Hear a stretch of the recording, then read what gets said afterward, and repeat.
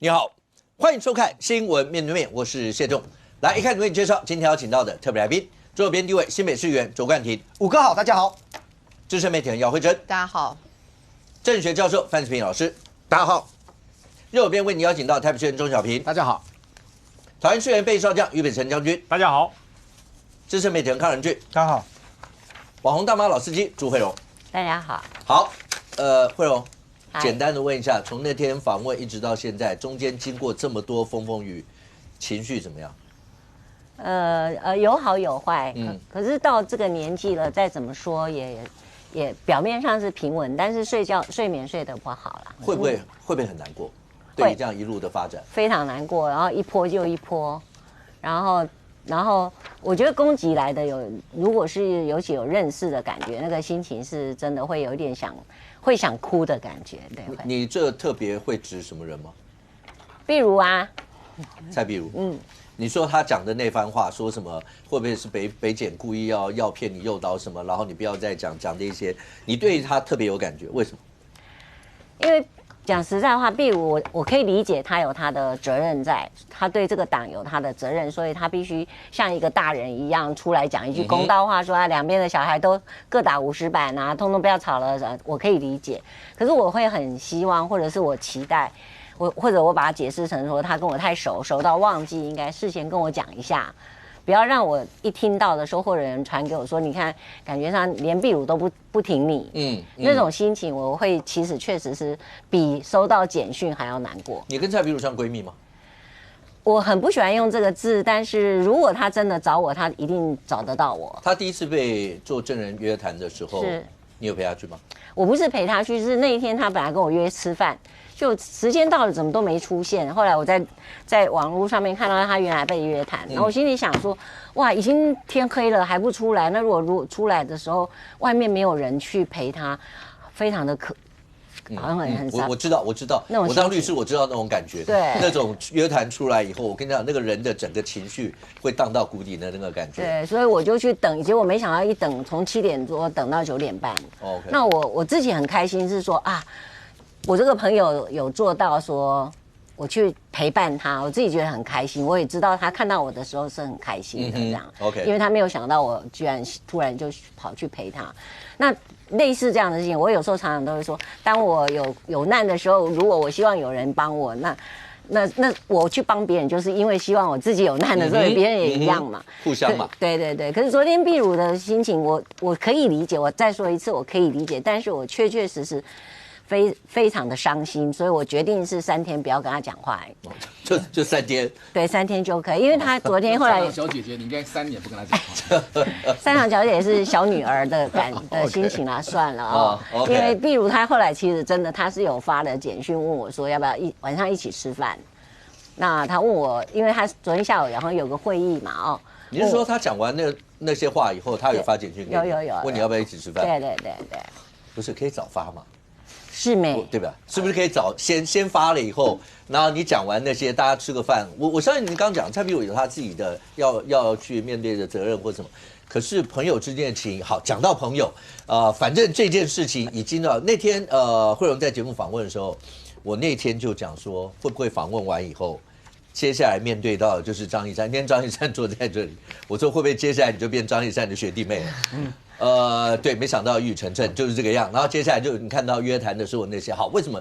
待会要跟慧荣也是要聊从整个风波一路到现在，而这整件事情，您可以看得到。好，那所谓的 QR code 之乱到底是怎么一回事？那接下来呢？反正不管怎么说，这整件事情如果要是照一般媒体跟大家法律人大家的评估的话，如果柯文哲主席真的会在12月底左右的时间，如果真的会被起诉的话，黄章总召也说他会被起诉。那相关的这些资料都一定要呈现在那里头，那到时候大家知道。可是，一开始先让观众朋友你看一下，包括对，让慧荣觉得比较难过的是，包括蔡壁如的回应，包括陈志汉的回应，针对慧荣刚前面所讲这些，他们怎么回应的？来，我觉得这个在庭上面发问的问题，我个人认为还是不要对外面讲。回到那个。什么检察官去告诉朱慧荣说，这个 QR code 的背后指使是到木可，那这是不是事实？其实大家都不知道，大家都不知道。那如果如果它是一个诈骗行为，那我会不会也可以认为你现在是检调在诈骗朱慧荣？他在征文节目上头，对于整个的募款的过程有很多的不实讯息。那这样的不实讯息，其实已经伤害到台湾民众党以及我们很多的伙伴。所以，据我的了解，确实有非常多的检举，但是这些都与我无关。谢谢。关你是这整件事情，对，从那天慧荣在节目访问完的那些内容以后，你就可以知道，这一定会。我那天就讲，民众党要非常严正的面对这样的一个问题。他们也直接当天就出来讲，子虚乌有，什么都没有。然后包括陈灿这2天针对慧荣讲说，对，要认清一个朋友，1秒就可以了。类似像这样一些，这整件事情你会怎么看？没有，对我们来讲，在意的事情是钱到底去哪里嘛？因为我们回到源头，政治现金，回到源头，金华城，其实讨论的是你有没有违法嘛？那柯文哲现在关键是，好，所有小草们对于他的期待，第三势力蓝绿以外的最佳选择，把钱捐给了他，有没有真的是用在选举，还是经过什么管道洗到自己口袋嘛？我们在意的是这个事情，所以我们现在会回到第一个点哦，无论是慧荣姐，还是说邱明玉等等，最近在爆料的 QR code。有或没有被改掉，这个我们无法证实。但是我推论现在有2种可能性嘛。我先讲第一种是铁真正的事实，就是其实捐给柯文哲的钱很大一部分有被洗到木可，这件事情是已经确定的。我们来看一下柯文哲在2023年的时候搞了一个活动，就是你捐政治现金给柯文哲，捐款之后换 PB， 很特别哦，就是说你捐给他。那他给你一个东西叫 PB，那他这个钱为什么我说最后是流到木可？因为我们现在已经知道了嘛，你 PB 拿到了之后，比方说我捐给1万块，换到了几个 PB 之后，柯文哲在他的官方网站上面去有好多商品，你是用 PB 再去换商品，而到这里为止没问题。但是你后来看到 PB 换完商品之后，柯文哲干的下一件事情就是把政治现金的钱再付给木可，所以大家知道这个流程了吗？所以至少到这里就是如此，我钱给了。政治现金的账户，政治现金账户拿到了钱了之后，因为你换到 PB 回来换商品，可是他竞选总部要把钱付给木可，这个是已经是确定，所以我们先不用讨论 QR code， 光是第一点，政治现金的钱有没有流到木可，今天又多了一个铁证嘛，因为这个 PB 换竞选小物，钱最后就是进到木可，这是第一个事实。第二个就是包含慧荣姐跟邱明玉他们所揭露的，就是说。到底这个过程当中 QR code 有没有被换等等的，刚刚好，因为当中的事主叫做应援科技，这个系统也是我选举的时候所用的，所以我先讲那个当时像我的办公室跟应援是怎么签的。这个应援科技，其实我们大家听什么科技公司啊，搞得很复杂，没有，它就是一个代收代付机构，它的系统弄得很简单。所以，我们所有的网友们不用传统的政治现金监察院开那个账户去银行汇款，而是我直接到应援科技的网站上面，无论是扫 QR code 连结，还是我 FB 我 IG 的连结过去之后，我可以用比较简单的方式把钱给了应援科技，应援科技再把钱付给卓冠廷，再把钱付给柯文哲。好，可是这个过程当中他赚了个3%几%嘛，好。但是这个过程，现在大家讨论点是说，有没有在这个过程当中，应援科技应该照理讲，当时签约的主体是柯文哲竞选总部的政治现金账户，有被换掉。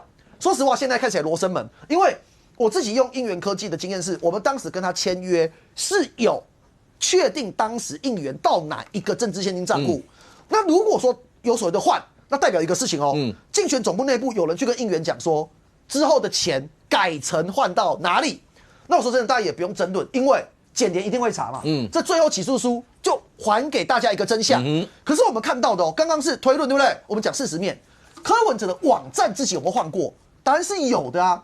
我们看这个网站上面跟下面，上面这个部分是柯文哲在去年创立，就是说我来那个换小物的这个网页的时候，是用上面的这个连结。上面连结有分为1跟2。1是直接捐款，2是捐款换小物，有2种选择。结果到了今年1月4号选前1个多礼拜，突然发现一个状况，他把页面给换了，换到下面，这个页面变什么？3跟4，3是直接捐款，4变成不是捐款换小物了，变成是直接木可好店，直接导到木可那边。所以现在1、2、3。已知的是这3个都是连到应援的网页，所以我刚才讲的1、2、3，检联查清楚就知道钱流到哪。那4呢，就是连到木可网站嘛，4的钱就是进木可嘛，这就很清楚不过了。好，最后我要补充在这个过程当中，柯文哲在最后的阶段很诡异的，我们一直在讲1月11号选前2天，柯文哲要求大家小草们再多补200块给他。这对于我们现场这么多有选举经验的人来说是很诡异的。选到最后，你如果钱还不太够，就是继续募嘛。你钱够，你为什么还需要募这么多钱？那现在的结果是，那最后的这段时间够不够？目前我们看到的是，柯文哲到1月10号选举账户的余额是5781万。结果他发文之后，我们依照相关的表格，我们看到的是2天之内收到40856笔的捐款，2天又多收到了5000万。所以我现在不跟你讨论募可啦，因为这个钱有没有进募可还是进政治现金账户，我觉得都清清楚楚。可是柯文哲在最后阶段确实用他最后的影响力，大家捐钱给我，捐钱给我啊！可是他账户里不是没钱啊，还剩这么多钱。那说真的，讲到现在啊，很世俗、很铜臭味了。但搞来搞去，我们讨论到现在为止都是钱。那我觉得这些都是检联要查清楚的。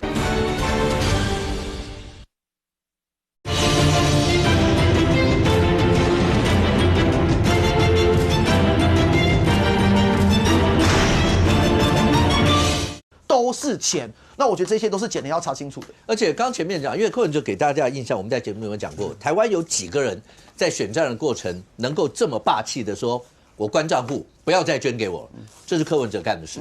那时候我们在节目里面不断的，真的欧罗盖大姐，台北市长的时候，对啊，我就讲有几个人能够霸气的告诉你，你不要再捐给我了，我钱够，我不要靠这个东西。小额募款大家都知道，最大好处不在于你的钱，在于你那一点一滴的支持。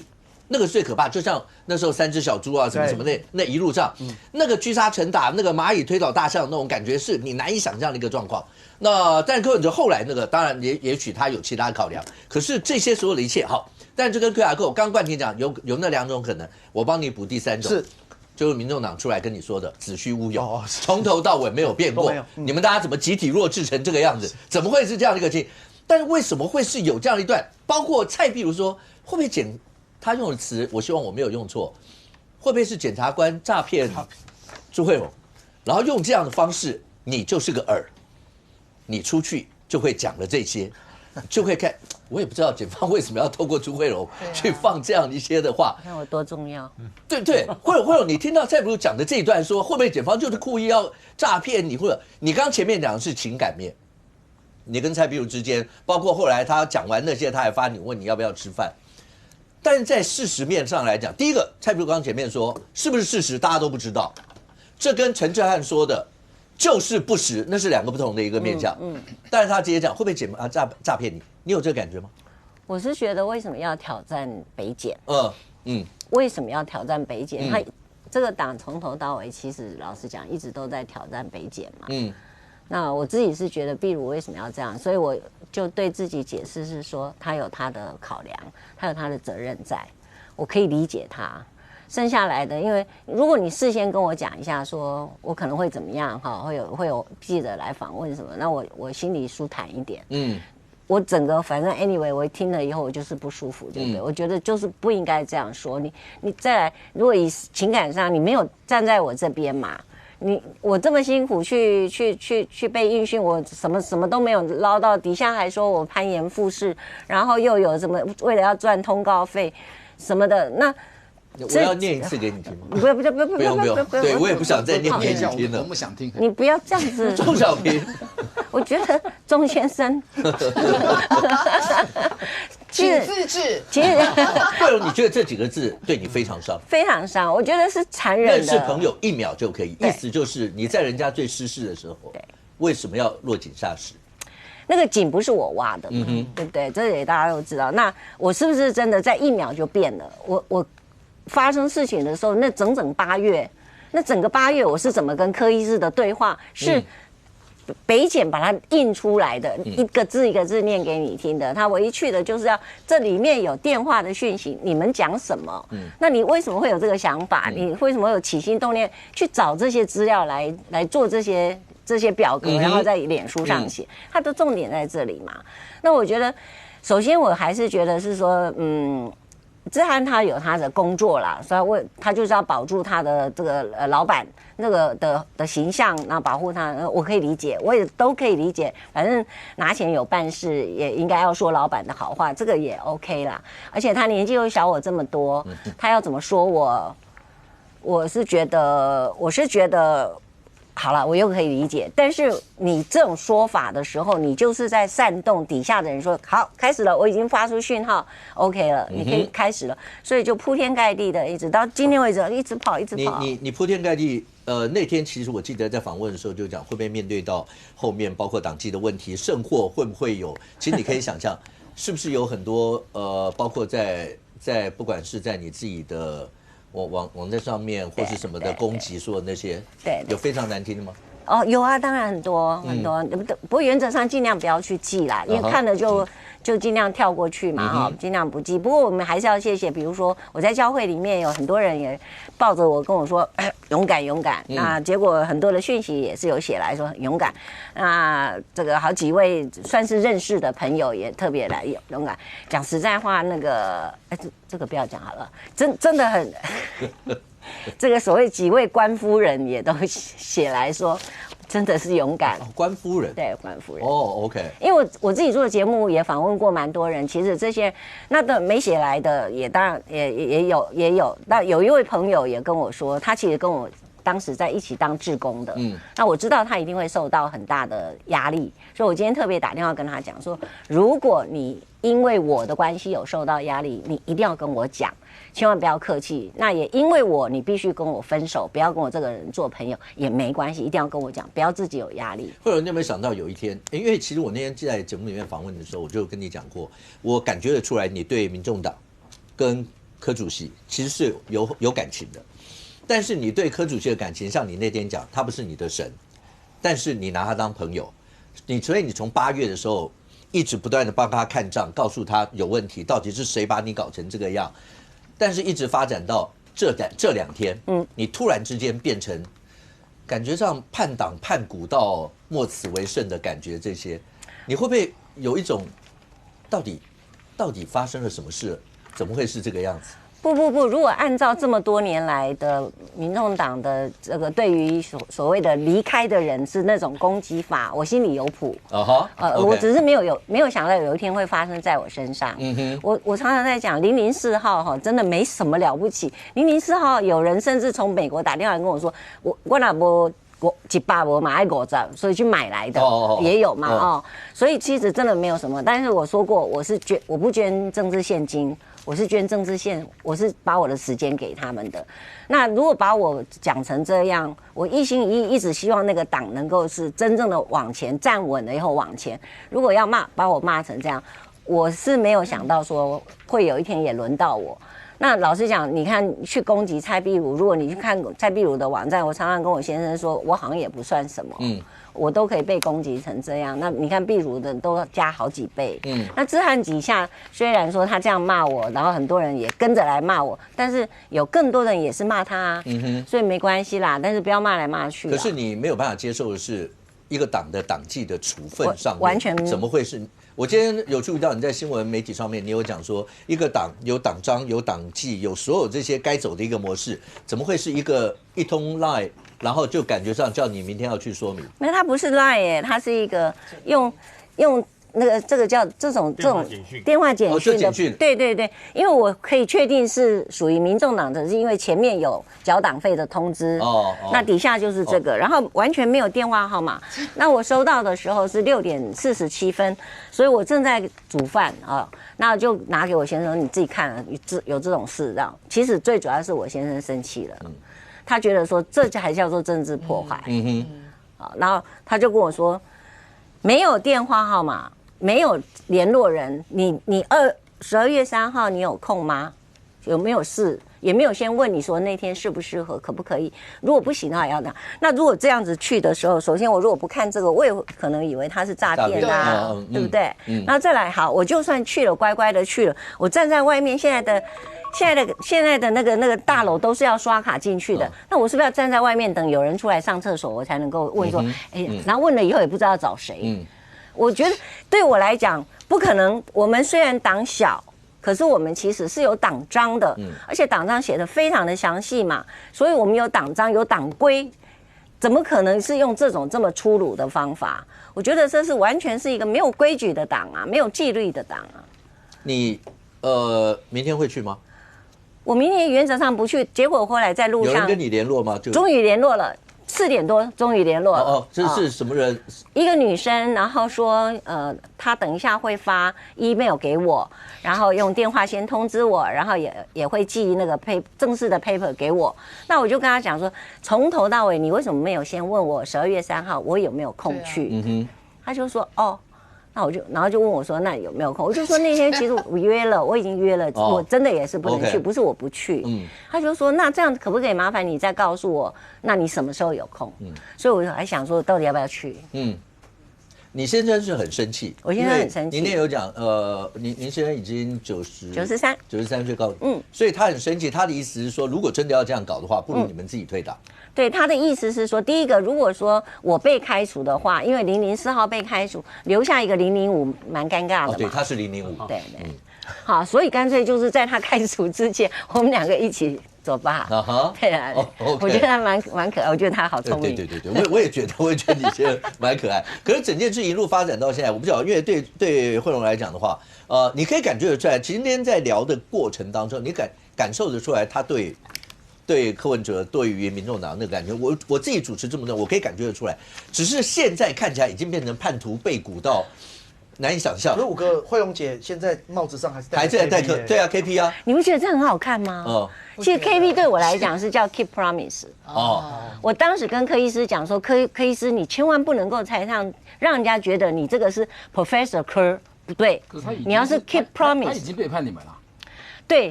对，没有错。那这是在公事上面，他确实背叛了所有。因为公事背叛比私事严重多了。没有错啦，没有错。但是如果你私心，如果他刚好是你的家人，我们也只能忍了，不然我们就家庭蒙羞这样。然后他们柯家也因此会已经很蒙羞。小平，你刚刚讲说好，你觉得是柯 P 背叛了他们？当然。但是现在整个民众党的氛围就是朱惠荣背叛了，而且在这个时候，怎么可以在柯 P 最需要大家的时候去干这码的事？而且去提要选党主席。我先讲我对那个我们那个大妈老司机的疑问啊哈。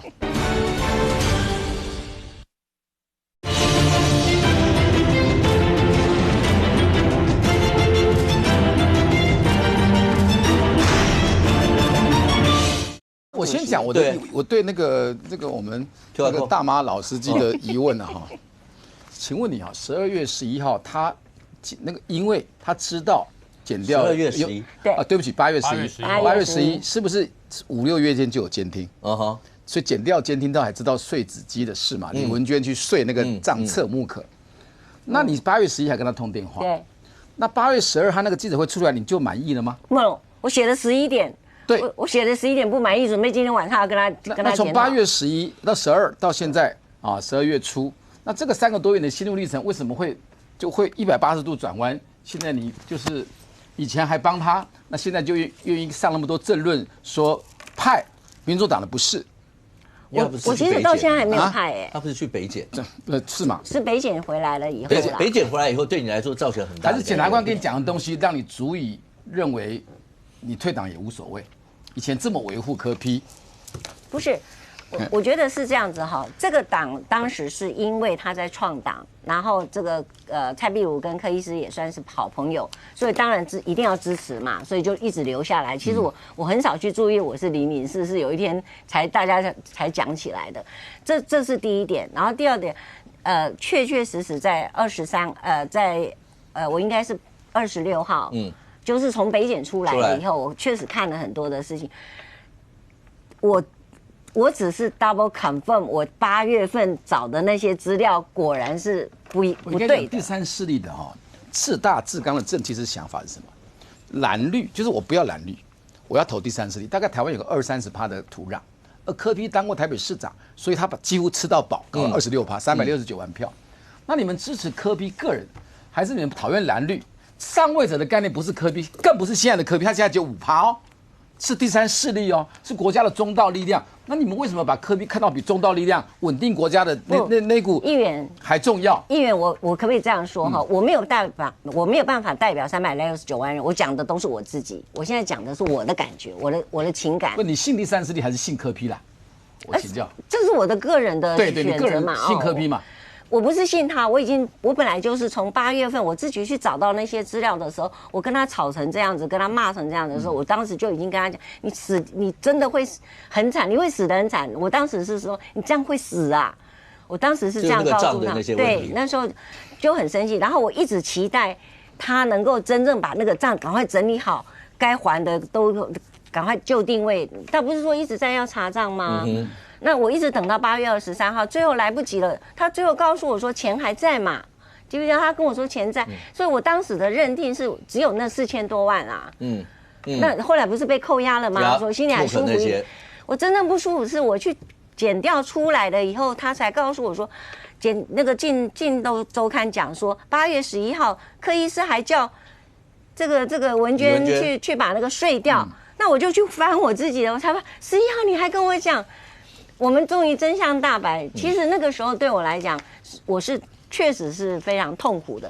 可是，请你给我一点时间，让我去慢慢去面对。我没有必要说这个时候我马上就翻脸不认人。小平刚才的问题，其实在上礼拜，你以后要看新闻面对面。上次第一场在你这边，我知道，对，我就有问其他台都引用你。我那时候就问了他说。你还相信柯文哲吗？你对于民众党这些，他那天惠荣的回答是，他不是我的神，对，他是我的朋友，没有那么相信。而且那时候他的为什么惠荣一直希望他辞党主席？因为你希望第三势力，你希望民众党还能走下去，当然，对不对？对，这有没有回答你的问题？你要看新闻面对面嘛。对，我现在你不能跑脱啊，然后漏新闻了。我不能，我接续哈，这个我们这个大妈老司机的疑虑哈，就是钱，对吧？就是从青年到贪污啊，对吧？大家同意吧？我这样讲，好，钱都不在了啦，钱都不在民众党，都在柯文哲的口袋里了。我来讲哈，你怎么可以这么武断？我来讲哈，账户本来6个，在选总统之前的财产申，就选市长的时候财产申报，现在变20几个，而且多2个很特殊的账户，啊，这个姚惠珍就清楚，他是财经专家，弄网络账户实在是比较好处理钱呐，哈 ，OK。第2个。然后呢，多了变20几个，多那么多，所以8大金库钱多到会吓死人。我的看法，贪污收贿罪是一件事，然后钱各种名目8大行库搬来搬去，政治现金、假报、假发票，你信不信？我在人家的节目负责任讲，这样的从政治现金比较轻的罪到收贿罪10几年很重的罪，超过3亿，你信不信？而今天如果会传蛋壳区，好，表示蛋黄蛋白，至少那3亿是巩固的很清楚的。就太咸了，你知道吗？太咸了，表示是他是好整以暇。你说北检现在已经咸到要传，对，你说惠荣是蛋壳区，蛋壳，哎，蛋壳区哈，蛋黄已经搞定了，已经变蛋壳了。那天还是黄土，进入黄土是第4层，不是红土，对不起，鸭蛋是红土，不是黄土哈。所以这些小草怎么会认为到现在还在讲钢铁小草，还在讲检联没有什么大的证据，如果公布出来，我认为1亿以下是起诉的罪名、判的罪名是一致。可是王俊立是糗的，检察长是糗的。可是如果3亿的话，至少打成平盘。如果还沾到一点冷钱包跟海外账户，那就是 bingo，对吧？大家都我这样讲，大家还可以同意哈。然后陈志涵，我帮你讲个话，陈志涵一以贯之就是比特犬计划，一定忠心护主，一定把你们以前你是柯粉。对不起，现在是柯黑，一定要咬死。我没有是柯黑，不要贴我。你出来开记者会就是柯黑啦。他的意思是说，他是说从陈志涵的角度看你，对，陈志涵的主观角度，不是他说的。你弄民进党没有替柯文哲辩护，你就是柯黑啦，就不用对。然后他是一定要咬死为止，比特犬的计划嘛，对不对？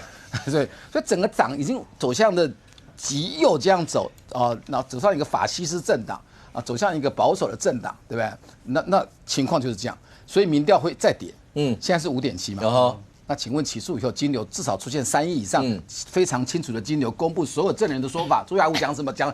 我看那个没有办法想象那个会跌成怎么样了。OK， 但是小平那个金额的推论，大家到最后要看那个，只是我个人的看法。对，看到底会是怎么样。可是有很多人都在等起诉书。那起诉书出来以后，一定可以解掉很多的货。对啊，那大家都会看得出来说那里头到底吧。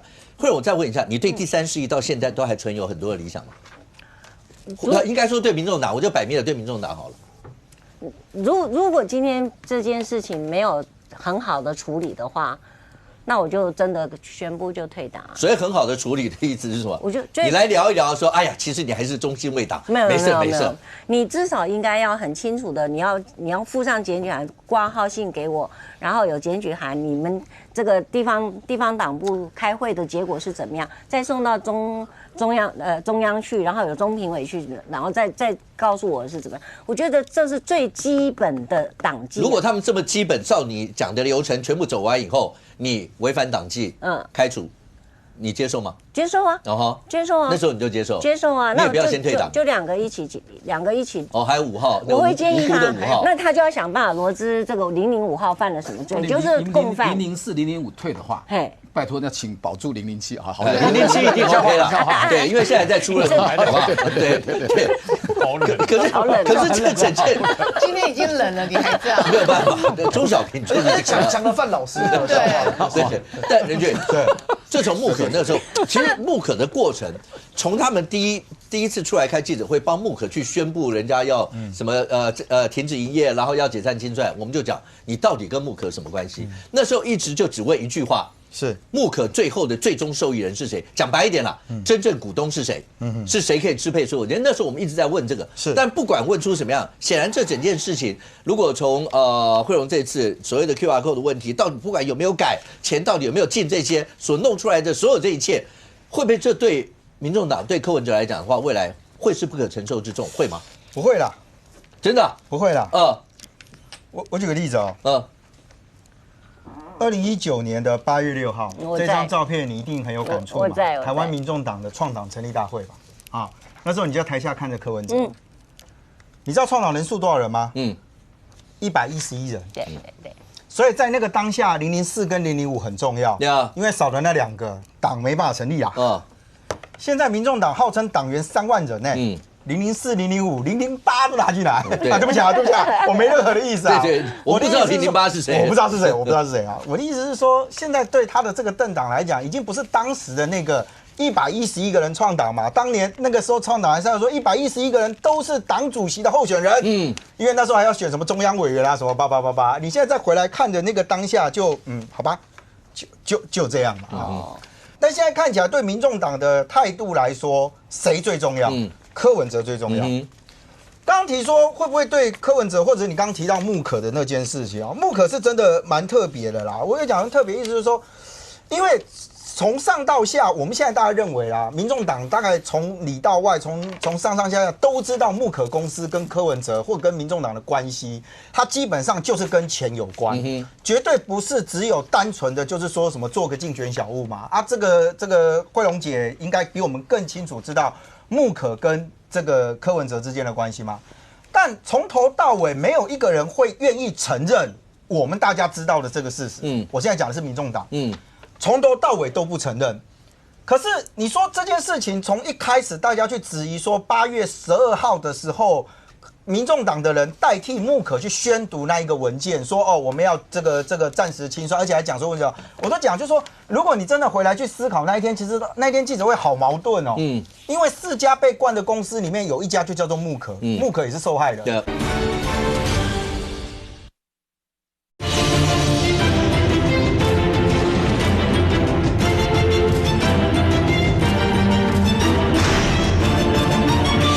如果你真的回来去思考那一天，其实那一天记者会好矛盾哦，因为4家被灌的公司里面有1家就叫做穆可，穆可也是受害人。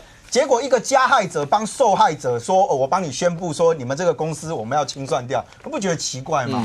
而且其实因为这2天大家再回来看，就是说柯文哲不是在11号的时候还现在媒体不是有报道说柯文哲在11号的时候还传了讯息给李文娟，跟他说这个桌上的什么那个账要消掉，对不对？那大家还记得，就是我们当时在踢爆，就也不能讲踢爆了，就我们其实就公开直接讲说，石乐跟尼奥，在那个时候被灌账的时候，我们不是专访了这个石乐的负责人代导嘛，对不对啊？那我们再回去找，因为后来我找了他在正传媒有一个直播节目嘛，让他首次那时候跟大家见面哦，就说然后讲他对这件事情的来龙去脉。最有趣的一个地方是什么？你知道吗？最有趣的地方是他在当时在讲述这件事情的时候，我给各位看哦，这个是媒体的报道哈啊，那个时候我们其实就是专访戴立领嘛啊。那是有问到他说，柯文哲对于这件事情，柯文哲有没有对你有什么会有什么说法的时候，很有趣，我给各位看哦。他说柯文哲对他说不好意思，我全面清查。那时候讲账的时候，戴立领说这一句话就是在柯文哲对媒体说他要去清查账目的前一天。他要去清查账目的前一天是哪一天？不就8月12号？那他的前一天不就8月11号？8月11号，柯文哲同步跟戴立领说，这件事情我会去查。也有跟我说，也同步跟你说。然后媒体说，柯文哲在那一天同样也告诉李文娟说，赶快把那个账消掉。你告诉我要哪一出？我不知道，就是你现在回来看这些时间序，你就会觉得非常特别，好，非常特别。我再讲下去，可能慧龙姐脸会越来越沉重，你知道吗？啊，为什么外界会质疑说柯文哲你们到底有没有换什么 QR code 或什么的啦？这个就很简单嘛，你说有没有合约？那个老实讲，检方就有查。但我用一个最简单的比较给各位看这个是5月初的时候柯文哲所公布的这个他的希望大家能够募款。这个慧龙姐应该很有印象啊。为了防止，大家现在看一下这个 QR code 为了防止这是假的为了防止这假，你知道网络假讯息很多嘛我特别上了台湾民众党他的脸书的网站，在5月26号那一天，他们同步公布了一个，这个是民众党的网站一样同步了公布了这一个 QR code， 请大家扫这个 QR code 捐款好，然后呢，后来到了刚刚提到说1月12号的时候，柯文哲不是到1月11号的时候，不是还在1人200抖起来吗？当时公布的就是刚刚冠廷手上的那一张这一张的图是长这样。这张的图是长这样。为了方便让大家知道我在讲什么我直接做完了这是2张这个募款的这个网站的 QR code，大家有没有看到2个 QR code 其实长得不是很像？两个 QR code 其实长得不是很像其实，在刚刚之前，我跟将军，我在将军面前扫了一下了其实这2个 QR code 的网站，那个扫进去之后，都会进这个网页，都会进这一个网页。然后呢，到上面去点的时候呢，因为要按登录嘛登录完了之后会有一个这个金流服务的部分，这边会有一个金流服务的部分，再点进去就会进到这个网页就会进到这个 LINE 的这个群组。这2个 QR code 其实都是这样。我帮民众党讲，因为民众党这个有人讲说那 QR code 到现在都还在上面，你们都不扫你们就所有人都在造谣，不是所有人，不要胡说八道我们帮你证明他还是进了这个网页，但他能不能证明什么？老实讲，不能证明什么。我的意思就是说，陈志涵为就要解释嘛他就说每一张图卡其实他都亲自确认过，我不怀疑啦，我相信他讲的，就跟当时我相信李文忠在这个8月12号的时候。他当时讲了一句负责任的说：“我什么都不知道，对不对？”但是大家如果还记得的时候，李文忠在当时还讲了一句话：每一笔账，李文忠强调每一笔账、每一笔花费有凭有据，他每一笔收入都是由他签核，只是他没有做2次查。这是当时李文忠的话李文忠既然说他每一笔账全部都签核过，为什么到最后会跑出一个柯文哲说我误信50年的好友？为什么会跑出一个靳总在那个时候说每一笔账都签核过的李文忠，却花了一笔1300万的钱多给了木可的李文忠？后来民众党还出来演一场戏说：“哎呀，不好意思，我们多给了他钱，因为认知错误，所以呢，这个李文忠赶快把钱还给那个李文忠。”我不知道，因为你们都讲你们都很负责任，所以我就讲，就是说现在对民众党跟木可之间的关系，老实讲，请容我引用徐府自己在上直播说的话：“你们就是信用破产。”为什么信用破产？是因为其实你们有很多东西可以把事情讲清楚，因为你们不是不知道问题。就像那一个木可公司跟你们之间的关系，你们都可以说主席有财是钱，你们可以拿来用，但你们只要被问到的时候，不好意思因为他们是个人的公司，我们真的也没办法帮他说些什么。就你的那个前言不对后语，到后来会让大家觉得你只要讲木可公司，大家就会怀疑你没有讲实话。OK， 就这么简单。慧珍。现在这整件事已经到好，你说像蔡壁如讲说，会不会是检方诈骗朱慧荣？一般人像慧荣讲，你不要去挑战他这一块。当然，也许他们会讲说，你怎么知道不可能出现这些状况？只是一般会很难想象会出现这样一个状况。但陈湛这就告诉你说，这就是不实讯息。所有这样的一些现在外界到底要该怎么样去看这些？但是对慧荣来讲的话，反正所有矛头就指向他。有人讲说，你没有办法解决问题，你就解决提出问题的那个人。对，反正就是这时候是最容易解决。是，但是对陈佩琪来讲的话，最近有很多，他包括那时候很早以前就有人讲过，第一个柯文哲讲高虹案的时候是说学理工的不会说谎还是不会贪污 ，OK， 不会贪污。然后那时候有很多人讲柯文哲的手救过多少人？那到现在慧荣叫他还叫柯医师，还是这样，他的手救过多少人？他怎么可能做这些事？陈佩琪到西门町去也希望大家讲说，对西门町汉满，你们大家是不是应该要勾起大家的回忆说，柯文哲救过这么多人，你们应该要回头来救他，不能像朱慧荣这时候出来讲这些，是吗？一个救人无数的柯医师，也可以是一个贪婪无厌的柯市长啊。这有什么问题吗？一个救人无数的人，难道他一辈子都会就是非常的清廉公正吗？难道他后来现在不是事实就证明，因为你从政之后，你整个就歪掉吗？我觉得很多人不是很清楚004跟005所代表的意思。你知道这代表什么意思吗？就套一句现在那个最红的什么影集啊、影后啊，那代表着是我先看到你的。他们111个这个政党成立的时候，这个004跟005代表的是他们先看到柯主席的，是他们先相信柯主席的，是他们先支持柯主席的。当柯主席走在前面的时候，是他们这些人开始站在后面，所以才有政党。那时候陈志涵你在哪里？那你在哪里呀？你根本不知道在哪里，好不好？你好意思说人家是蹭的？那个我觉得朱慧荣真的是这个朱女士太，你知道人太温和。天啊，我都心里想说，讲难听一点呢，陈志汉这些人是什么可以加瓜没有功啦，不好意思说你是没有功，但事实上意思就是这样。人家在前面在那边一股那个满腔热血在支持，人家是在相信柯文哲的时候，人家在挺柯文哲的时候，你在哪里啊？他现在到目前1毛钱都没拿。然后你一个月领20万，他一个人在家里什么看几百几万什么几万笔的，对那几万笔的账，然后跟看到有问题还跟柯主席讲，然后柯主席说那你帮我抓一下，如果连你都可以看得出来，那4、3万一定看得出来。那请问陈志涵当时你在哪里？所以我觉得这些人外来，有人用外来种来形容啦，我是觉得这种就是你知道，就是投机主义者啊，就是弄一个套一句电影那个让子弹飞。我不管谁是村长，反正我只想当村长夫人。殷女士20夫都没问题，反正我就是要这个权利，我就是要这个钱，我就是要20万。为什么他们现在要开闸朱慧荣？朱慧荣做了什么事？他就去讲他自己要讲的话。如果他今天讲的话是不对的，检察官自然会办他啊。关你们这些，那好，就算你要去申诉，你去党申诉。党里面的申诉总有他一定机制吧？我听过用赖分手，用一个赖分手，人家有没有就把他主动把他骂出来，他竟然是用那个简讯要开除党籍，这也太夸张了吧！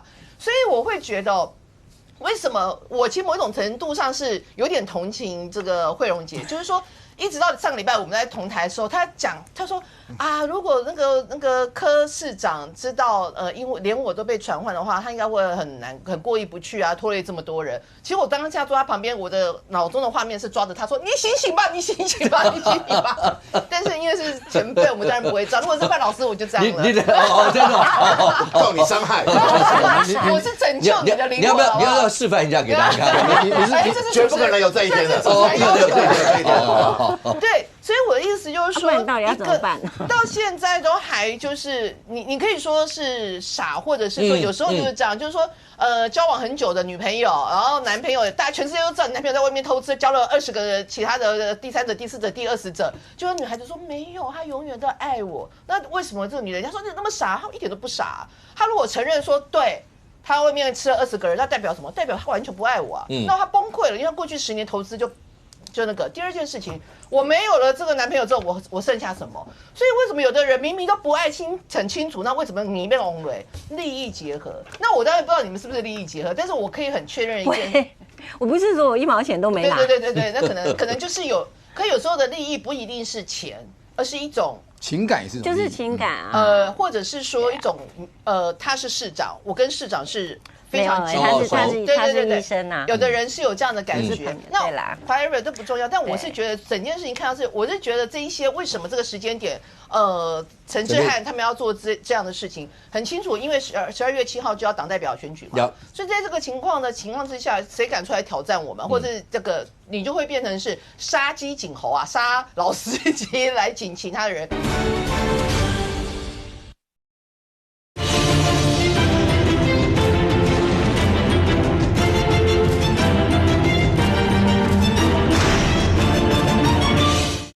有时候的利益不一定是钱，而是一种情感，也是一种就是情感啊。或者是说一种他是市长，我跟市长是非常他是医生啊。有的人是有这样的感觉。对啦 ，whatever 都不重要，但我是觉得整件事情看到是，我是觉得这一些为什么这个时间点，陈志汉他们要做这样的事情很清楚，因为12月7号就要党代表选举嘛，所以在这个情况之下，谁敢出来挑战我们，或者这个你就会变成是杀鸡儆猴啊，杀老司机来请其他人，在这个 moment 时间点不要乱。第二件事情选出来，代表有另外一批的权力核心要即将形成啊，我可以把它讲成是说，有人不是说什么有1-2万新的党员嘛，现在整个3万党员嘛，现在那就是不是有人里面人想要取得，就有点像是我们的公司的经营权之争嘛。这个公司的董事长两个归啊，总经理嘛被半戏没戏这样子，然后剩一个 CEO， 那执行长现在这个时候就连外面的那个外资或者那个市场派就进来，然后董事会之后就一把规划旁体借壳上市。很多财经界是这样，而政治界的做法搞不好现在也是这样，所以你的存在会变成是他们认为你杀你刚好可以就是凝聚他们自己内部的，就是叫他们闭嘴的意思吗？杀你叫其他人闭嘴，而且是凝聚。因为如果叫你们闭嘴了，对，如果照刚才慧珍这样讲，某种程度就破窗理论也是这样。对，如果不制止你这样的行为，可能会不会还会有别人出来一样砸玻璃？对，你砸了第一块，谁知道后面有人在砸？尤其党代表选举在即，对，如果这样砸下去会被崩盘。那所有这些没有办法，那只有对不起你，好吧？那见你向上，人头一用。但你刚刚讲，好歹他们现在正视了你的呼吁。就是有发 email 给你，有用这样一些方式，然后好歹要循着正常的一个方式，对，用正常的方式，看起来会有是觉得说你用正常的方式来，我可以接受。至于到最后你要不要开除我，或004跟0055要不要一起双宿双飞就离开你们，这是另外一个考量点。可是对陈佩琪他们所有来讲的话，在现在这个节骨眼，为什么陈佩琪动作这么大？我觉得陈佩琪动作那么大，也有可能是我们上个礼拜五刚好在我们年代节目讲到，因为那时候陈佩琪已经隔了大概20天都没有任何的贴文，对。然后那时候我就说，哇，你看当老婆的哦，如果说你各位老公要小心，如果你老婆平常会跟你这边闹啊、生气啊、不开心啊什么什么，可突然之间。他开始完全不跟你讲话，开始那个时候你反而要小心他哀莫大于心死。那后来人家就发现陈佩琪什么时候开始完全就没有贴文，然后在这一篇之前就发现就是曲美凤的就精灵事件，对，什么妖精是不是还是逆天使妖精事件，就是曲美凤他就是陈佩琪。之前的一个贴文不是就说大难来临永不散吗？2天之后，曲美凤说，他摸他的手，而且还弄出了一个简讯嘛，然后就证明事实上柯文哲就是不仅就可以做在感情的这件事情上可能没有。实体有没有不知道，但起码在精神上、感觉上是有一点出轨啦。不要说出轨啦，就是说有一点不是那么一个当老婆的，我觉得不会很舒服这样的。尤其在我才跟你这边耍甜蜜的、耍晒恩爱情况下，就是这种情况。那好，所以我那天就在讲说，我觉得陈佩琪搞不好要从原本的积极救夫转变成积极协助检方办案。就变成是柯 P， 那你就是乖乖去关，那其他的我会在外面把我们的孩子跟财产顾好这样子。结果后来没有想到，我们那天讲完之后，陈佩琪竟然在隔一天马上就有这个新的贴文。其实他就是悲情诉求，当然就是讲到说找了很多的东西，然后呢晒这个东西代表什么意思？唤醒所有人柯医师的印象。我跟你讲，现在有百变柯文哲。你刚刚提到，你刚刚细数那个过程，其实我毛骨悚然。有在你面前的柯文哲，一副说非常谢谢你找出这样的问题，然后有戴丽玲前面的柯文哲，就是说啊，那个你放心，我会查你。然后有一个下指令叫李文娟碎纸机的柯文哲，然后现在那些柯文哲都是贪污的柯文哲。现在陈佩琪要唤醒大家心目中的那个柯文哲，救人无数的柯医师。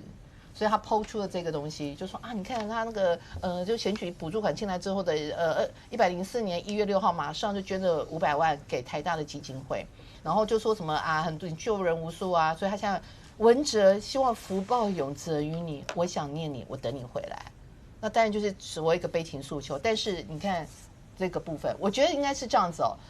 这个世界上大家都有一把尺，很少会有人说，因为你可能之前当医师的时候，你救了一些人，然后就可以自此之后你取得所有的免死金牌，所以你犯了所有的贪赃枉法的事，然后目无法纪的事，然后所有人都因为他救过人，所以我们要原谅他，还是不扣零的代价，一码归一码。所以而且某种程度上，我也认为。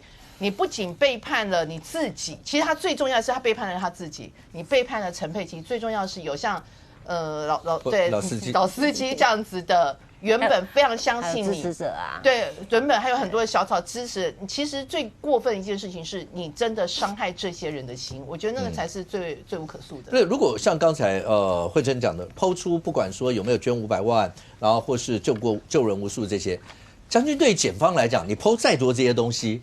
对检方，我可以告诉你，我不是说检方冷血无情，不是，他办这么多案子，哪一个到他面前不哭？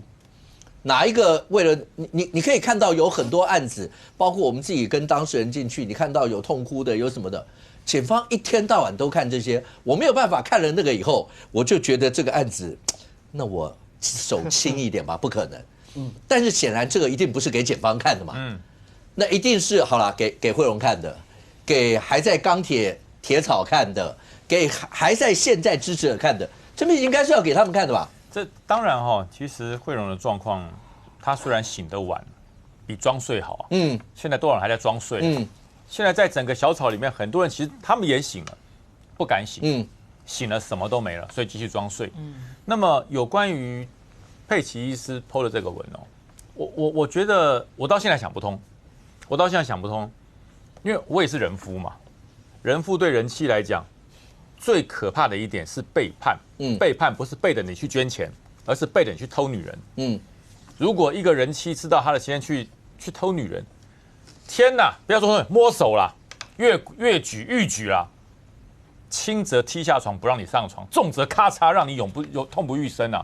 你怎么会对这点事情反而是闷了20天，然后那个500万把它拿出来说，你看。我的先生是不爱钱的，500万就捐，所以我的研判是，当时陈佩琪不希望他捐，500万呢，捐了怎么办？贷款还了没有？债有没有清一清？所以他才会记得这么深刻，说你看，我先生捐了500万，因为他当时他不见得愿意捐，你搞你的政治，好不容易选上了，拿到500万，下次万一拿不到怎么办？所以他觉得这是对他是天大的事情，所以拿出来po。其实对于像柯文哲这种等级的政治人物，捐这500万，捐这1000万，如果你有未来的政治的这个路途的话，没什么，真的没什么。那可是呢，小草对于这种事情，他说不行，怎么可以把这个事情弄上台面来？就不团结嘛。我以前在国民党的时候，每一次开会都团结，喊了半天都不团结。那其实要营造团结的方式很难哦。你的团体里面有1、2个人有异议就不团结。那可是有一种方式是最容易形成团结，就是把有异议的人踢出去，就团结了嘛。就你以前也是这样，我也是这样，所以你觉得现在惠荣也会是？对，一样，我觉得一样。对，可是他这个也是你的学长，只是不同党的学长，不同党而已。我是不同党，可是他批评柯文哲的方式还有那个力道，比起我当时批评马英九跟朱立伦轻多了吧？那可是国民党到那个时候也没有开除我，是我自己退党的，我是自己退党，怕他没有开除我，所以我觉得。民众党蓝白合没有合成，反而是学到了蓝的这个陋习，内斗的强度啊。民众党内斗的强度不会比蓝营差。可是民众党现在看起来最新的一些民调，它的支持度确实是产生了一些这真是很惊悚的一个，大家可以看一看啊，这是11月份美丽岛民调，国民党20，民进党大概是31，你先记得这2个数字哈。然后民众党呢是5.7。它5.7，比起上个月好像是7.9，掉了2.2，没什么，才掉2.2，因为国民党也有小掉啊，民进党也有小掉，也大概都掉了1-2%。国民党是20%，民进党是31%，它掉个1-2%，你用比例去算，不多，可是我告诉你，民众党上个月是7.9，掉了2.2，再多掉1%就拦腰砍所以你说它严不严重？它等于是几乎腰斩7.9掉了2.2，已经支持度对已经不高了，还要这样子，还掉了这么多，那是几乎腰斩。那这表示什么？你知道？这表示支持者在流失，而且是本来就不多的状况之下大幅流失。大家看这一张就更明白了。这个是从2023柯文哲要选总统，说最高的还高到这个好感度了好感度都要到41%这么高哦。然后他的当时的就是即使有不讨厌你的也才31.8%，可是现在你看一路到了中间2023年开始交叉，然后到了2024年这个位置，到了10月，到了11月，那已经是突破双突破上限跟下限，那个对于柯文哲的这个所谓讨厌度已经到达60%以上嘞，对于他的这个好感度一直降到只剩下22.6%，曾经是31.8%，经历过这个事件剩下22.6%，但是呢反感度会暴增，这个喇叭口各位看到没有？这多大啊？这不是死亡交叉，这下去是刀马旦的一字马了。对，这已经劈腿了，这真的是一字马，已经劈腿了，这个劈开了。如果80比10，不是变成直线了吗？这真的已经劈开了。那你说民众党里面的相关的支持者应该要考虑一下，第一个，为什么会变成这样？是我们党的方向错了吗？还是我们党的某些政治人物错了？那如果党的方向错，赶快修正。因为民众党到现在为止，我脑筋里面记得民众党最大的政策就是蓝白合。OK， 那蓝白合对他们的影响有没有这么大？我觉得见仁见智。但是绝对是代表性的政治人物出了大问题，就是柯文哲。因为柯文哲他一个人几乎足以代表一个民众党，但是呢，在这个状况之下，人大幅流失，所以你是不是要改变你的方式？把你对于以人为主的政党慢慢抓回以政策为主，可是现在还在刚才提的，包括这个民调的数字，或是刚才慧珍提的佩琪所抛的那些，慧蓉可不可以问一下，陈佩琪抛的那些对你有没有感触？我如果真的要问我跟佩琪医师的认识10年来那也很多次不仅是在这个节目上的访谈，私底下其实我也会跟他一起吃饭老实讲，我觉得他那个是在宣示说，只要讲到钱，他一定就跳出来了。因为钱是他在管，钱他在管的。柯医师可能在这辈子大概还没看过他的账号嘛，没看过他的账户嘛，本质大概没看过，印章也不知道在哪里嘛，可密码可能也都不知道。所以是佩奇医师在管这个钱，所以你胆敢挑战我的钱的时候，他就会出来了。那至于这个摸手，那个就不是他管的。这当然不是他管他老婆没有，他病人常常在摸手。他改中医吗？去把脉？我认为他是有这种想法，因为有些事情到2个人结婚30几年了，然后先生现在目前又碰到这个状况，我觉得他也蛮辛苦的。徐美凤摸手那件事情出来以后，你看到那则新闻之后有什么想法？我绝对不相信，因为至少柯医师这10年来，我们常常近距离的，他不是那种会讲话会动手动脚的。对他眼睛不看你，怎么可能这样子一直动？你说他讲话都不看人？徐美凤乱讲吗？我不知道。我老实讲，你相信柯文哲不会这样，就徐美凤说谎吗？他讲的是他个人对他的相信，只是事实部分他没办法判断。对，但是你从这一段，你还是可以看得出来，慧蓉对于柯文哲还是有他的基本的情感。004啊，真的是004。对，就004，就是他觉得，因为他再怎么说，他没有猪头到说这么多人在的时候，来你的手给我，我摸你的手。现在就是这么多人证呢。可是有人证，我老实讲，我很难想象了。我只能说我真的很难想象。你认识的，我相信你也认识很多，包括其实民众党的志工朋友啦，很多这些。对啊。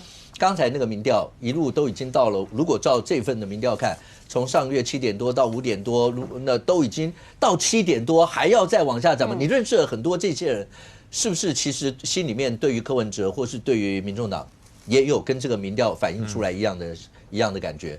其实很明显的会到我的YouTube 也好，或脸书粉专来骂我的，私讯来骂我的。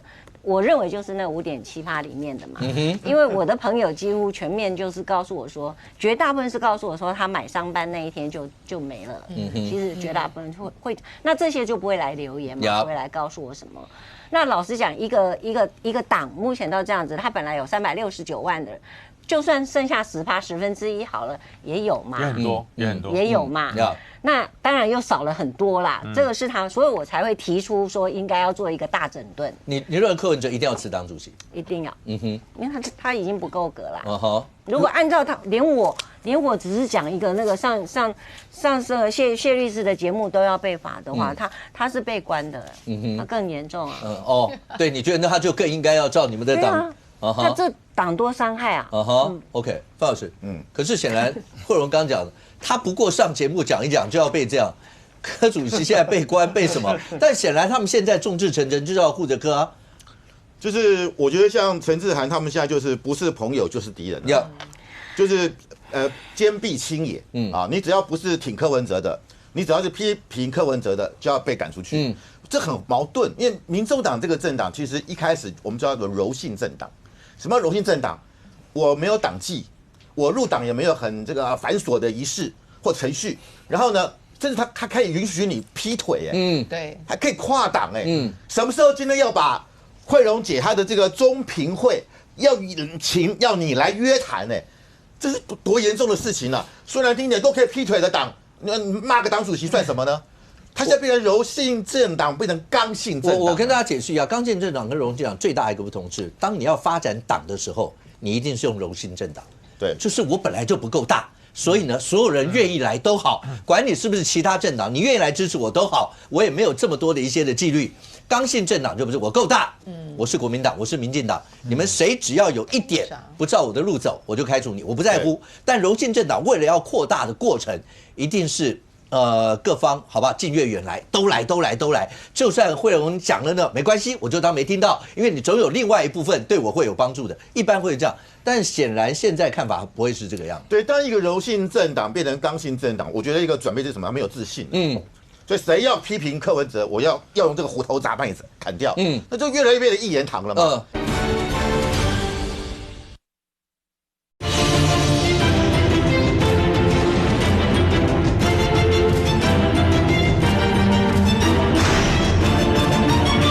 刚性政党就不是我够大，我是国民党，我是民进党，你们谁只要有一点不照我的路走，我就开除你，我不在乎。但柔性政党为了要扩大的过程，一定是各方好吧，近越远来，都来。就算慧荣讲了呢，没关系，我就当没听到，因为你总有另外一部分对我会有帮助的，一般会这样。但显然现在看法不会是这个样。对，当一个柔性政党变成刚性政党，我觉得一个转变是什么？没有自信。所以谁要批评柯文哲，我要用这个虎头铡把你砍掉。那就越来越变得一言堂了嘛。都没有自信了嘛。所以我觉得这是民众党一个很可悲的一个现象。但是范老师，如果我不这样做，会不会又有第二个朱慧荣出来，第三个朱慧荣出来？那我不是更麻烦？我现在好歹从7%多到5%多，还有的民调做出来，我还有10%。我如果不制止这个朱慧荣，我接下来会不会有千万万的朱慧荣？我哪受得了？对，这就是小友哥讲杀鸡儆猴嘛。那姚慧珍讲，姚慧珍讲啊，对啊，他坐你旁边你都不认真听，不认真听我讲话。那我觉得应该小友哥讲的更有公信力。但是我觉得就是说这种做法其实就适得其反了嘛。那因为你的党的初衷就违背了嘛。但是我是觉得啊，刚刚看到这篇啊，我看得蛮难过啊。陈佩琪写这篇《乐乐等》啊，小欧他先生捐了这个台大医院啊多少钱？这个东西是写给谁看的？当然，将军说写给小草们看的，我认为是写给检察官看的。哦，真的吗？可是检察官看了会怎么样？你就问佩蓉姐，她上礼拜2，检察官说什么？你的2本书我都看完，你的脸，你这个在呛，你说我们这个啊，说我们这个啊证据不够。你这直播对不对？对，直播我都看了。你比钟小平认真多了。对啊，当然这一定的，这不用辩护，我一定的。对，这是事实。所以今天如果连这个啊，我们这个慧蓉姐的直播都看了，书都看了，那我问你，脸书会不会看？所以我真的必须要讲哦，今天蔡壁如讲什么？他说司法是在什么诈骗，对不对？诈骗柯文哲，小心这件事情对蔡壁如是不利的。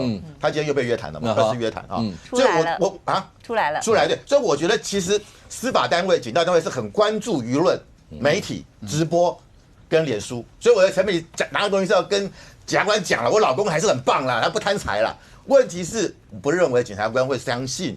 所以我觉得蔡壁如这个我说陈佩琪做这个努力啊，我觉得是无功而返啊。但是我觉得说，今天这个民众党这个为什么这个民调会跌这么快？我觉得民众已经都知道了，这个形象已经是整个都跌入水底。他的反感度是61%，对，好感度是22.6%，差了39%。哎，全台湾的政党没有差那么多的。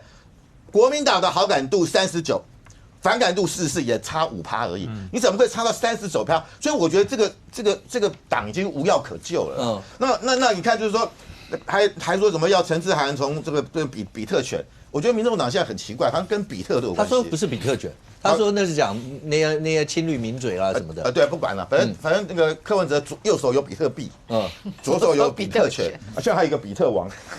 全都跟比特有关，这小玉讲的，对不对？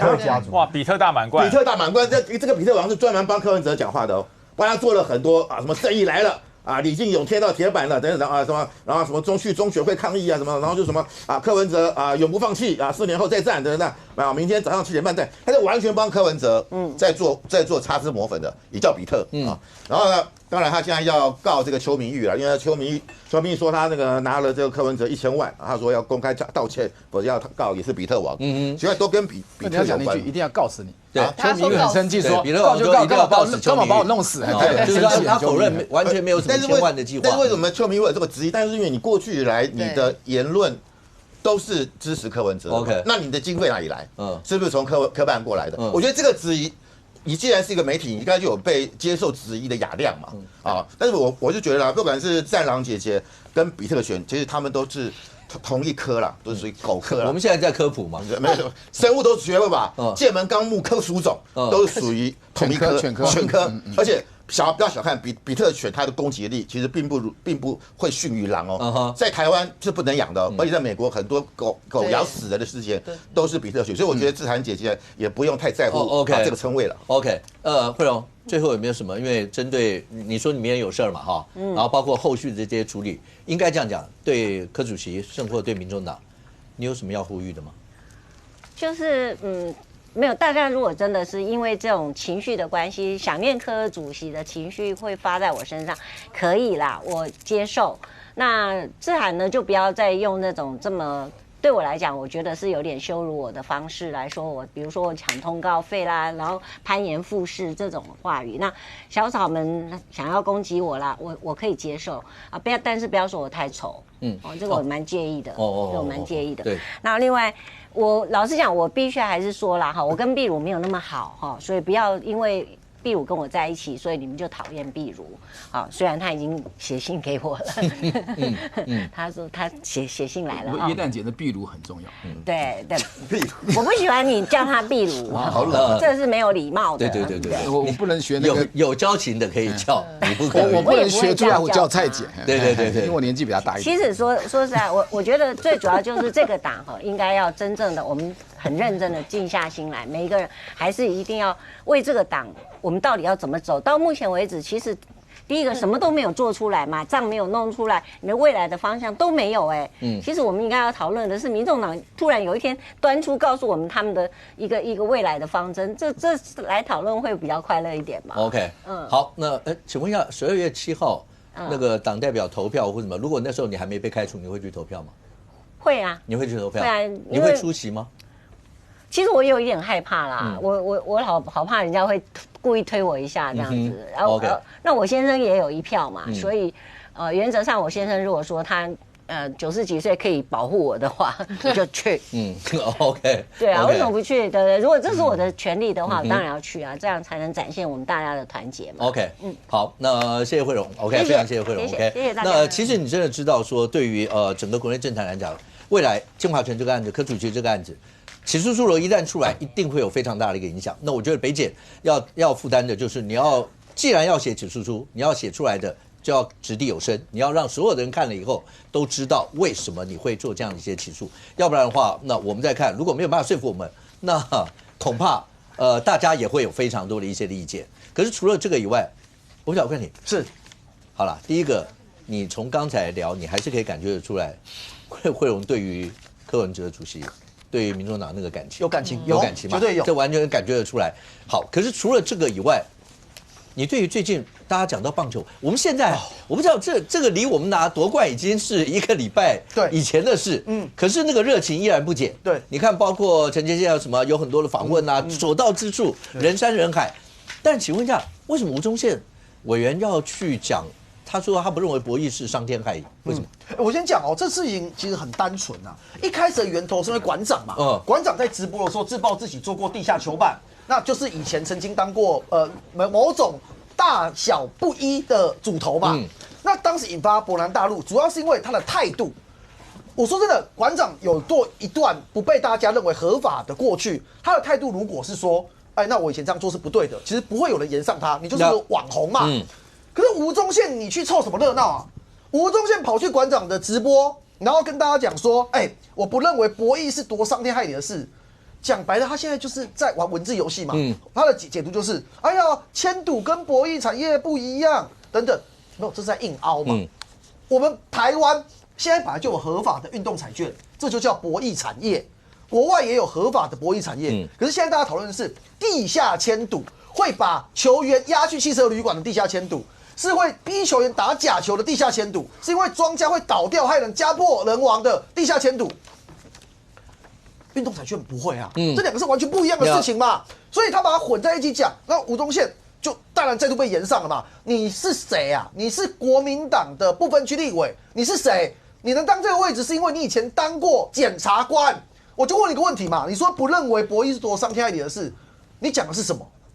你以前办的那一些赌博罪的人，你以前办的那一些地下赌盘的人，你都没办过吗？一定有嘛！你当这么久的检察官，这个被延上完之后，另外一个是我更生气，他现在要转移焦点嘛，跳出来骂蔡其昌啊！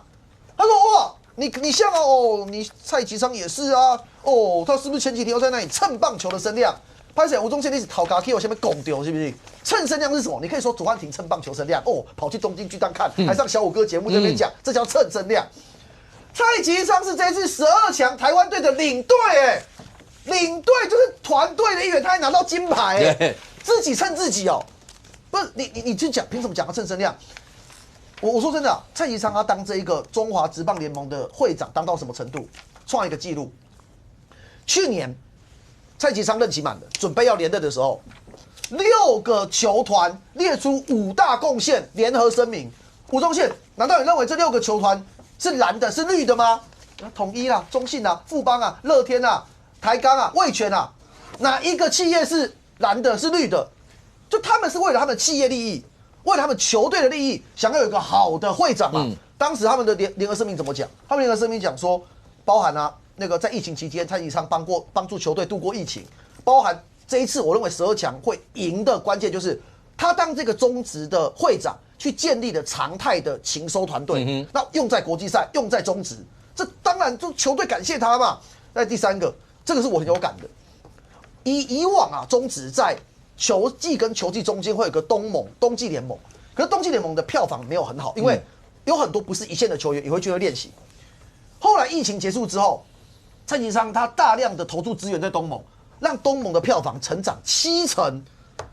然后包含了，因为他是立委嘛，哦，跟中央很会要预算，好几个球场，什么洲际棒球场啊、桃园球场、新庄棒球场，要了3亿，这都在改善我们的棒球的水准嘛。所以你会去讲蔡其昌蹭棒球，我觉得真的是超瞎的。就是你当然都可以批评，大家都可以讨论。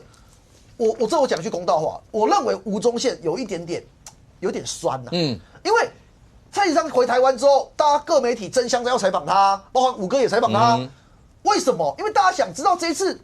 各个环节怎么赢的嘛？这几天陈杰宪有台也采访啊，像五哥采访蔡其昌，这个球队是一个 team，大家各自有各自的角色。那蔡其昌在日本的时候，我讲一个我知道的讯息啊，在日本的时候就一堆媒体要采访他了，蔡其昌不要，对，舞台留给球员。回台湾之后，媒体访他一下，他身为领队讲一下话，怎么了吗？所以我觉得蔡其昌回应很有高度啊。那个吴宗宪骂完他之后。蔡其昌说很希望可以进场看一下球，如果看完球之后，可能就不会是这样反应了。所以到底是谁在蹭棒球，自己想清楚。小平是运动员出身，对，所以对于那所谓的地下赌盘或什么，这个一定会心里面会对于像这样的一些一定会圈圈叉叉的，一定会这样，当然，对不对？因为那个对运动的伤害太大。但吴宗宪在这时候讲好，这个刚才讲源头是因为馆长那时候讲了一段东西，一路延烧下来，这整件事情还要这样一路延烧，因为吴宗宪后来他出来讲话，他就在讲说，对那个什么不是伤天害理啊，没有什么，他觉得那个用词不当，可是知道用词不当，为什么那个时候要这样讲？他是因果关系啦，这是果吧？被骂了嘛？因呢，就是要选举嘛。哦，好，我跟你讲哈，成功的例子哈，政治哈跟感情一样，要慢慢来。蓝白合作也要慢慢来。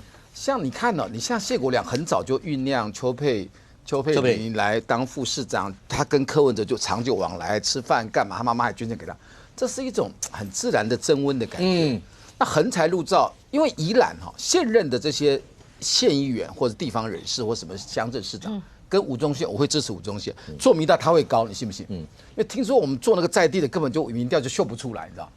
就做宜兰的在地的，所以他要去选宜兰。对他可能选宜兰，那绝对不是空穴来风，他一定有意愿嘛。那新闻出来以后，然后这个至少朱立伦我认为没有反对嘛。那他的出身是谁？他出身是他是检察官，后来当了法务局长，在新北是侯友宜推荐，侯友宜只推荐这个当不分区安全名单。对，好，那他也是一个人才，可是政治要有人教他们，政治一定要老江湖才不会犯大错。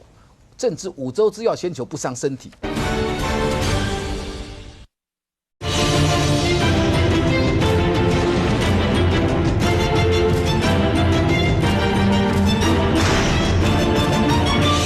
因为听说我们做那个在地的，根本就民调就秀不出来，你知道？就做宜兰的在地的，所以他要去选宜兰。对他可能选宜兰，那绝对不是空穴来风，他一定有意愿嘛。那新闻出来以后。然后这个至少朱立伦我认为没有反对嘛。那他的出身是谁？他出身是他是检察官，后来当了法务局长，在新北是侯友宜推荐，侯友宜只推荐这个当不分区安全名单。对，好，那他也是一个人才，可是政治要有人教他们，政治一定要老江湖才不会犯大错。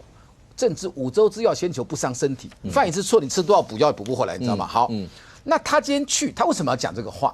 第一个。他认为他低估了馆长的对他的伤害。好，第二，他高估了馆长的流量。第三，他以为跟馆长合就是蓝白合，那就更厉害，因为他心里有个心病。请问上次选那个选举的叫什么？陈婉慧。我讲陈婉慧选如果国民党提吴宗宪，陈婉慧选到底，吴宗宪一定落选。陈婉慧不选五五波，我觉得合不合理？有这个政治判断。所以他们一股脑。就是认为说，就是因为你跟白没有联系，不是像谢国樑经营很久了，要联系，比如说办活动，跟那议员合体，就宜兰如果前半年搞好，简单讲就是他真的他对运动也不在行。我们的那简单讲，赌博是叫做黑死病，同意吧？棒球我们这算什么？黑袜事件，白袜队都作弊了，以前100多年的棒球都几乎毁于一旦，整个大联盟你没有它1%的规模吧？你台湾的中华职棒好，所以这个运动要搞清楚，然后做什么事情，我觉得不是一触可及的，要慢慢来。还有蓝白合，我讲我跟任何人讲，任何人有人说钟小平你是一条猪吗？我说为什么这样骂我？为什么？他说你选举你还不要白的票了吗？对不对？我是第一颗黑吧，没有话讲吧？台北市好，因为你告了这么多，你信不信在我的选举以后跟以前比以前就叫做没有告柯 P 嘛，对，现在叫揭发柯 P，对，白投我的票更多，你信不信？真的？为什么？白的概念是第三势力嘛，你做对了事他就投你嘛，这是这个是非对错是超越蓝绿白嘛。这个是基本道理。你觉得你的意思是说，白的那些人他们会觉得，你揭发了柯 P 这些，如果他真的有这样的事，你保全了白银第三势力未来的生存空间？不，白的偶像是自己，这些人超搞怪。第一个年轻，对不对？20到35是主力嘛，那我们国民党是50往上嘛，民进党大概45往上，大概是强项。好，第二，他为什么支持柯 P 啊？就希望你是第三势力能够制衡蓝绿嘛。那现在怎么？现在钱污成这样，怎么制衡？怎么制衡？还有，重点是他是信那个信念。他们为什么大部分他以前25%呢，得26%，现在6%呢，20%已经不信柯 P 了，对吧 ？OK， 20%不信，20%乱跑不投到蓝绿或怎么样的再说啦，大家可以努力争取嘛。重点是大家都不要大家很喜欢看民调，很喜欢看数字。对不起，数字是结果，而你做了什么事，做对的事才有数字啦。我退一万步，回到很市侩的数字啦。我觉得凭良心做事哈，自然选举就相对顺利。那不凭良心做事，甚至连陈佩琪都上街头，陈佩琪上街头看得很讨厌。我见过，这个是呼吸不说谎，就是这对夫妻，你知道？他讲这个话，你好，黎明唱过《呼吸不说谎》哈，就说话好自然，这两个你知道吗？跟呼吸一样自然，我觉得很可怕。哎，你现在你老公什么光景啊？这1个月就起诉，可能判20-30年，你还要上街头？第一个陈佩琪非常自大，医生嘛，高人一等，功课好嘛。第二，他社会经验是非常欠缺的，虽然他年纪也不小了。第三，他还在做无罪的抗辩，以为这样子有用，对检察官对他群众有用，会不会太幼稚啊？最重要，他们夫妻到今天还死不认错。任何没有回拐之，那叫饭后态度不佳，对不对？这个叫做在你们律师的看法这样。所以我的看法哈，吴宗宪要选宜兰的话，他继续可能要改变一下。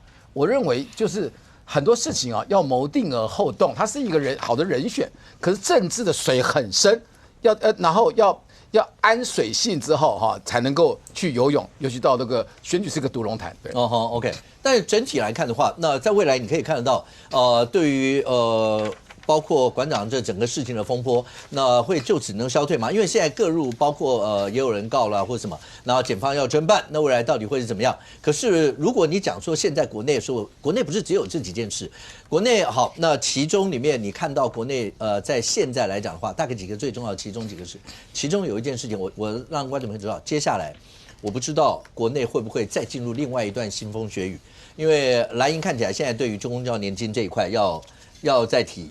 然后包括是不是不要再往下看了？那对民进党来讲的话，这件事情恐怕因为过去已经走了那么久的一条路，那未来是不是要再走这样的一个回头路？未来国内会在这一部分会不会再进入另外一段的腥风血雨？但是有一段好，那赖清德总统现在在出访到夏威夷去，冠廷是你很简单告诉大家一件事，为什么要安排去看亚利桑那号？为什么要安排看这艘战舰？亚利桑那号，因为它很重要，它是珍珠港事变当中被击沉的。那我先讲，我觉得2件事，亚利桑那号它有它指标意义，就是台湾跟美国在国防上面的合作，这个已经有象征意义嘛。OK， 因为亚利桑那号，你跟所有的美国人讲，就知道珍珠港事变，美国被偷袭，然后现在变成是一个纪念馆在那，这有象征意义。另外一个我觉得比较特别的事情是，他这一次去参访的那个美国智库东西中心，我们一般媒体在写都是把它当成是一个一般的智库，它很特别。不是什么接见的谁，不是什么赖清德发表英文演说多厉害，是这个东西几乎它是美国国会出资的，所以它是有半官方性质。OK， 我觉得2件事站在一起，其实只有一个结论啊，就是台湾跟美国，美国跟台湾两边的友好，两边站在一起，尤其在国防上面。我看为什么要特别提这个美国智库的东西中心，跟5个人问的问题是一致的。东西中心当时美国国会出钱成立的时候，有个重要的因素。他要研究，又设在夏威夷，他总部是在夏威夷，研究美国跟太平洋诸国之间的关系，从国防、外交到内政。那你说赖清德去那边有没有意义？有啊，因为要抵抗跟围堵的就是老共的扩张嘛。那亚利桑那号更是嘛，就是对于整个军事的角度来讲。那第2个我要讲是这个，大家看到，这是美国这是夏威夷当地发行量最大的报纸的头版头。上面直接写什么？下面这里就是他直接台湾的总统，台湾是 president。那我觉得这个东西蛮有趣，就是说我们当然知道赖清德他也讲说他是中华民国总统，讲他是台湾总统。可是当美国跟日本，你看这时候12强，日本在转播台湾的时候，他把中华民国直接写台湾，中华民国的总统赖清德过境夏威夷，美国的媒体也主动写台湾，所以代表说。其实现在大家认为说我们中华民国就是台湾，我觉得这有这个意义。OK， 我补充一点其实亚利桑那号我今年夏天也去看过。其实只要到夏威夷到珍珠港，一定会看那艘船。那艘船因为下面的那个战士都没有拿出来，它是一个海上的大坟墓。我觉得美国对于亚利桑那号是一个很重要的指标，就是逃避不会远离战争。当年。美国是不想参战，第二次大战他不想参战，后来日本还是打了珍珠港，所以亚利桑那号沉了嘛，沉了才参战。所以其实每一次我只要看到这个故事，或者看到亚利桑那号这艘船，我就知道你妥协，或是你懦弱，或是你刻意逃避战场，战争不会远离你。你反而是面对阳光，虽然刺眼，但是你可以控制你的方向。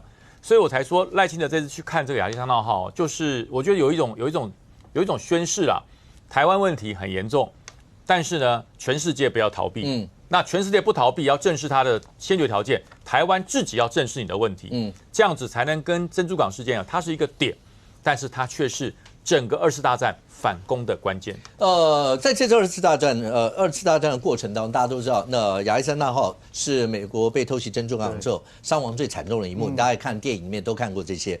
我看过有包括智库有所有人在研究为什么赖清德总统被安排要去看亚历山大。一方面是将军刚讲那段，表示美国知道，那对于他们来讲的话，所有都可能造成他们的伤害，尤其从海上。来自海上的伤害，各位知道日本奔袭千里，然后中间过程躲过了多少的侦测，然后直接袭击了亚利桑那，在那个地方，对所有的美国人来讲，这个就是好轻忽以后产生的结果。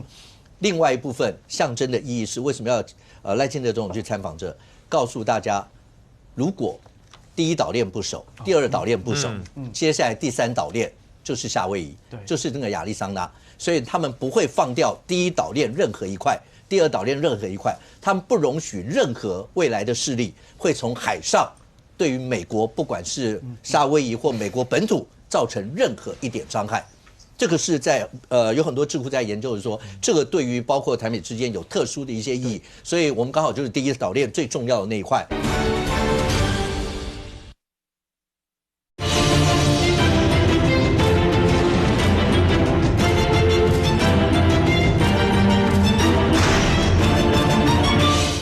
这个对于包括台美之间有特殊的一些意义，所以我们刚好就是第1岛链最重要的那一块，所以大概会有这样一些意义在。为什么会被去安排的？像将军讲，你只要到夏威夷去，你一定会去看亚历山大号。可是我们看跟赖总统看是不一样的，他会有，尤其如果当你发现他们的评估跟分析是把它摆在包括每一个岛链守得住，才不会对于美国包括夏威夷或是本土造成重大一些的伤害。可是除了这个以外，那任俊。所以董军这些人被查，这表示习近平军权不稳吗？这里面有2个不同的说法。我先讲，因为这个习近平上任之后，总共有4任的国防部长，其中有3任，前面呢一个叫魏凤和，一个叫李尚福，现在第3个叫董军。然后呢，前2个是因为疑似涉及贪腐事件啊，那个是确定下来，不然哪有今天董军上去的位置嘛啊？但董军现在比较麻烦，就是说，如果他今天真的也是因为这样的时候，我刚为什么讲说有2个不同的揣测？第一个是有一派揣测认为说，习近平治军慎言，也就是说，我今天只要发现你有问题，我即使你们觉得我这样，这是我的亲信，我也拔给你看。因为董军后面还有出现一个叫苗华 ，OK， 那苗华也是习近平的亲信。好，那而且苗华那个更尴尬，传说什么在小区就他们住的那个社区直接被看报的带走这样子，那大家众目睽睽这样看着，那不是很奇怪吗？所以我先讲第一个的传言是说，习近平就是铁了心，我只要发现问题我就拔 ，OK， 好。第二个传言对习近平比较不利，为什么？你真的是用人不当，视人不明啊，对不对？可能误信。不知道熟识多少年的朋友啊，就说你怎么会好？除非是说你当时认识他、提拔他的时候，他是一条铁铮铮的汉子。但是等到他到了这个位置之后，他已经不是铁铮汉，他只看到白花花的银子。就这个位置害了他。OK， 好，就是第2个说法，其实对习近平伤害，就是说你怎么会连用3个？而且其实，在当时这个董军之所以可以爬上来的时候，因为刚刚将军有提到说，那他是整个海军系统，前2个火箭军，对，2个火箭军完了之后被搞说火箭军要整顿，这个海军现在搞起来之后，海军要整顿，现在换海军要整顿，而且你知道马上就有他们的人就出来讲说，其实董军哪很厉害，董军没有，董军走后门的。有个传言讲说，习近平根本不认识董军，是靠彭丽媛。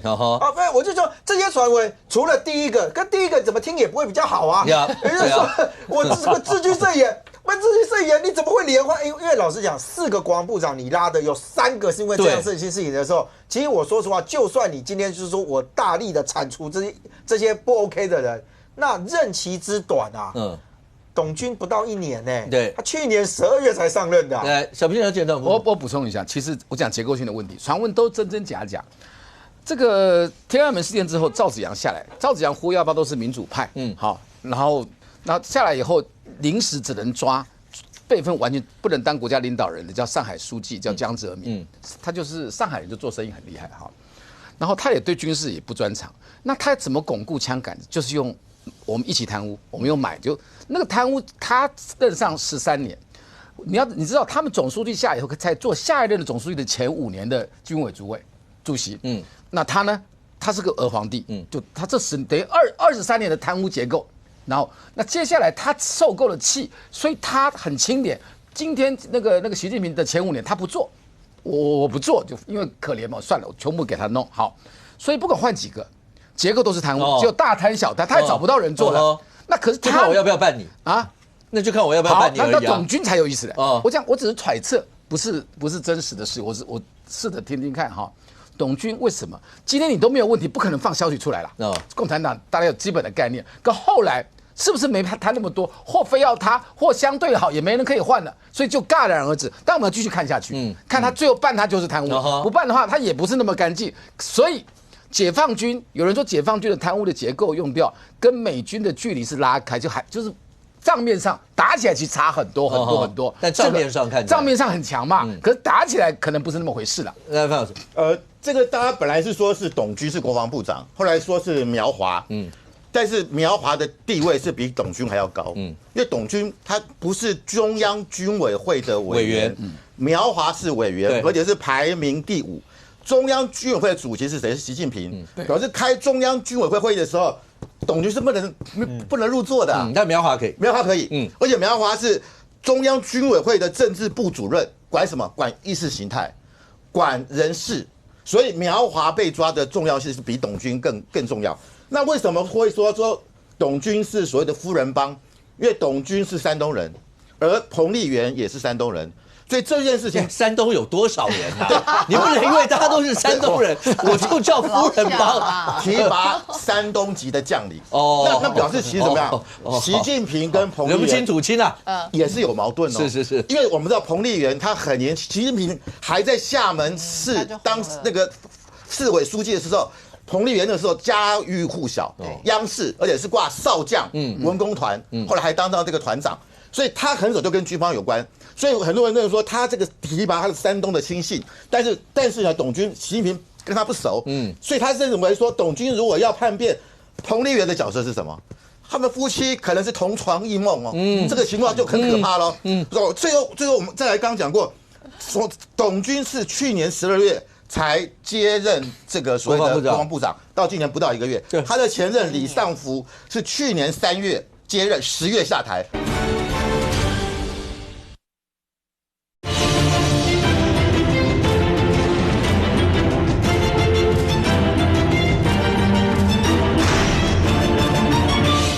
提拔他是山东的亲信，但是呢，董军习近平跟他不熟，所以他认为说董军如果要叛变，彭丽媛的角色是什么？